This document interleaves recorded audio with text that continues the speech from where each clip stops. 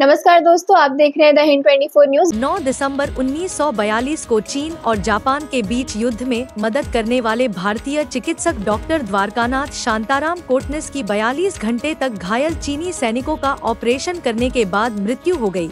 रविवार यानी 8 दिसंबर को उनकी बरसी से पहले हावड़ा के मौरीग्राम स्टेशन से सटे इरिम भवन में विभिन्न कार्यक्रम आयोजित किए गए।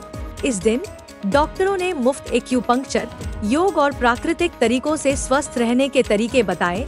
साथ ही डॉक्टर कोटनिस के बारे में भी चर्चा हुई। चीनी वाणिज्य दूतावास के अधिकारी भी मौजूद थे। आज के जो অনুষ্ঠানটি ছিল ডক্টর কোটনিসের 82তম যে মৃত্যু বার্ষিকী, সেটা উপলক্ষে আজকে একটা ওই বিনামূল্যে বিনা খরচে একটা অ্যাকুপাংচার যোগ ও প্রাকৃতিক চিকিৎসার উপরে একটা শিবির অনুষ্ঠিত হলো। আর তার সাথে ডক্টর কোটনিসের জীবন এবং শিক্ষা নিয়ে আমাদের এখানে একটা আলোচনা সভা হলো। তাতে ছিলেন আমাদের চীনা যে উপ দূতাবাস আছে কলকাতাতে, তার ডেপুটি কনসাল জেনারেল তিনি উপস্থিত ছিলেন, মিস্টার ইয়ং চিন তিনি উপস্থিত ছিলেন। তার অফিসের আরও একজন ছিলেন।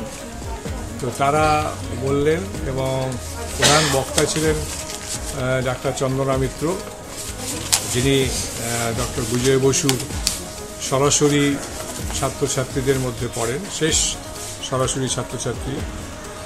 তিনি ডক্টর কোটনিসের জীবনী এবং তার থেকে কী শিক্ষা আমরা পাচ্ছি, কীভাবে আমাদের শেখা উচিত, তার থেকে সেবামূলক কাজ এবং একে অন্যের পাশে দাঁড়ানো, নিজেদের কথার থেকেও অন্যদের কথাকে ভাবা, একজন চিকিৎসক একজন মানুষের যে কাজ, এবং পৃথিবীতে যে কোনো দেশ যে কোনো দেশের আক্রমণ করলেই তাকে বিরোধিতা করা উচিত, সাম্রাজ্যবাদ বিরোধিতার আদর্শ, এই সব কটাই তিনি এখন সেটাকে ব্যাখ্যা করেছেন। আজকে কত মানুষ পরিষেবা নিয়েছে? আজকে এখনো পর্যন্ত দাদা কত সংখ্যা হয়েছে? এখনো পর্যন্ত 31 হয়েছে এবং সারাদিন সময় আছে। এটা প্রায় 7খানেকের কাছাকাছি চলে যাবে।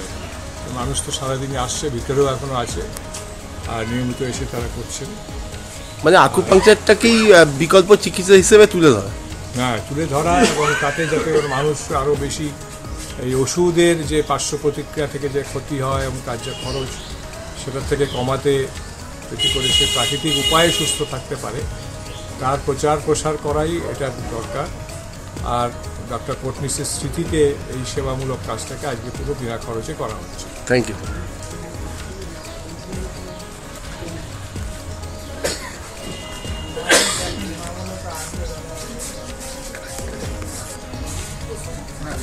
ऐसे ही तमाम खबरों के लिए जुड़े रहिए द हिंद 24 न्यूज के साथ।